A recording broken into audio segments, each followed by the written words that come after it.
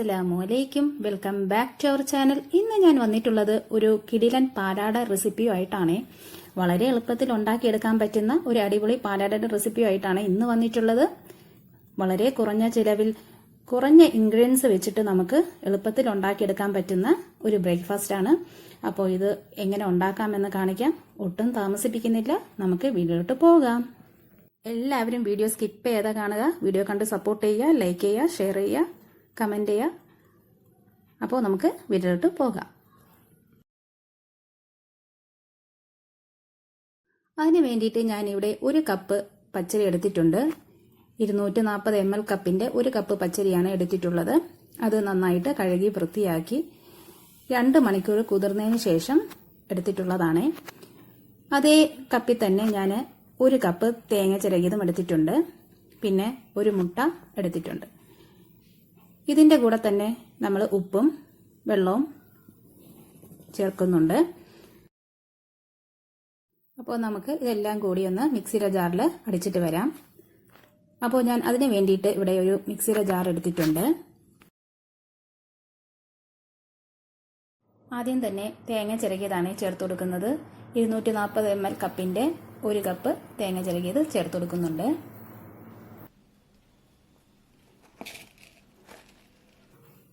കുതിർത്ത് വെച്ച് അരി ചേർത്ത് കൊടുക്കുന്നുണ്ട്. പച്ചരി കുതിർത്ത് വെച്ചത് ചേർത്ത് കൊടുത്തിട്ടുണ്ട്. ഇനി നമുക്ക് ആവശ്യത്തിന് ഉപ്പ് ചേർത്ത് കൊടുക്കാം.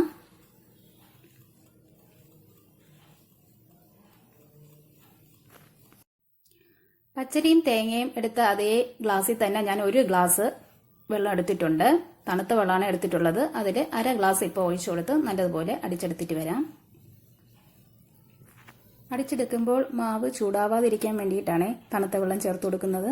മാവ് ചൂടായാൽ മുട്ട ഒഴിക്കുമ്പോൾ ഇത് ഇരുന്ന് തന്നെ വെന്ത് പോകാൻ സാധ്യതയുണ്ട്. അതുകൊണ്ടാണ് തണുത്ത വെള്ളം ഒഴിച്ചു കൊടുത്തത്. ഇനി നമുക്കിത് നന്നായിട്ട് അടിച്ചെടുത്തിട്ട് വരാം.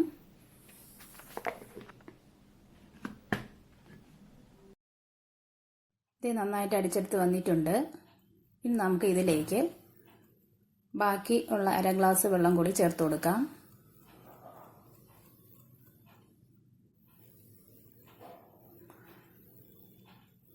ഒരു കോഴിമുട്ടയും ചേർത്ത് കൊടുക്കാം.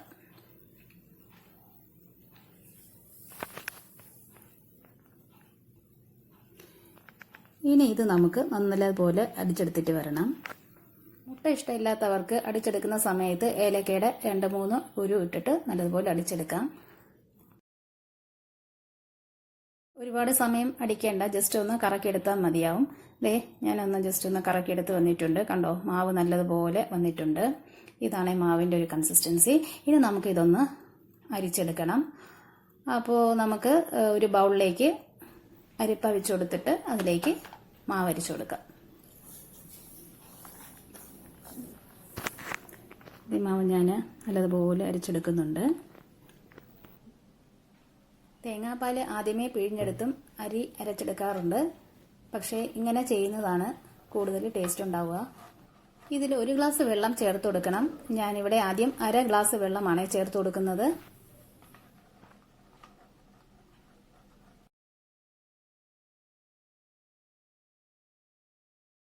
വീണ്ടും അരിച്ചെടുക്കാം.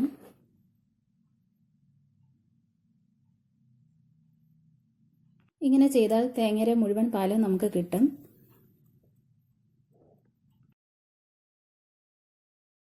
ഇനി ബാക്കിയുള്ള അര ഗ്ലാസ് വെള്ളം കൂടി ഞാൻ ഇതിലേക്ക് ചേർത്ത് കൊടുക്കുന്നുണ്ട്.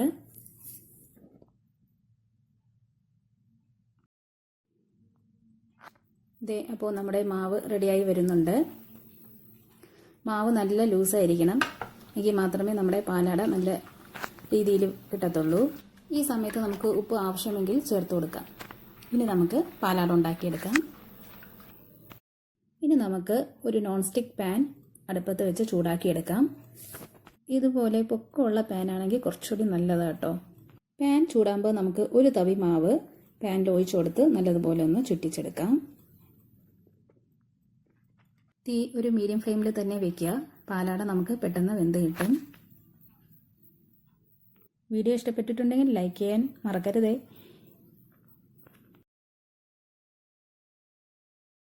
ഇതേ പാലാട നല്ലതുപോലെ വെന്ത് വന്നിട്ടുണ്ട്. അരികെ നല്ലതുപോലെ വിട്ട് വരുന്നുണ്ട്.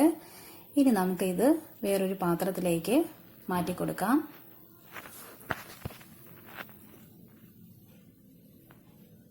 കണ്ടോ, നല്ല ചൂട് പാലാട റെഡിയായി വന്നിട്ടുണ്ട്. ഇനി നമുക്ക് ഇതുപോലെ തന്നെ ഓരോന്നായിട്ട് ചുട്ടെടുക്കാം.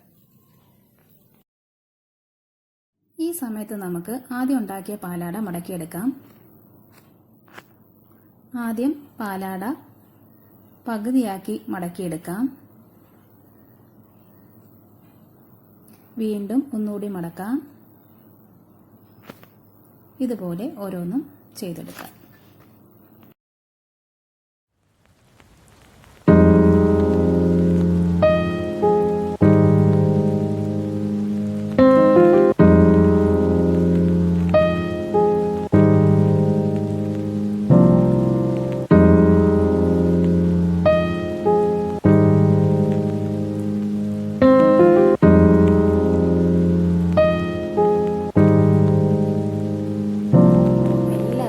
ട്രൈ ചെയ്ത് നോക്കണേ. കിടിലൻ ബ്രേക്ക്ഫാസ്റ്റ് ആണ്. വളരെ കുറഞ്ഞ ചേരുവകൾ മാത്രം വെച്ചിട്ട് ചെയ്തെടുക്കാൻ പറ്റുന്ന ഒരു അടിപൊളി ബ്രേക്ക്ഫാസ്റ്റ് ആണ്. അപ്പോൾ വീഡിയോ ഇഷ്ടപ്പെട്ടിട്ടുണ്ടെന്ന് വിചാരിക്കുന്നു. വീഡിയോ ഇഷ്ടപ്പെട്ടിട്ടുണ്ടെങ്കിൽ ലൈക്ക് ചെയ്യുക, ഷെയർ ചെയ്യുക, സബ്സ്ക്രൈബ് ചെയ്യുക, കമൻറ്റ് ചെയ്യുക. എല്ലാവരും ഒന്ന് സപ്പോർട്ട് ചെയ്തേക്കണേ. ഇൻഷാ അല്ലാഹ് ഇനി മറ്റൊരു വീഡിയോ ആയിട്ട് വരുന്നവരെ tata, bye bye, see you, thanks for watching, by.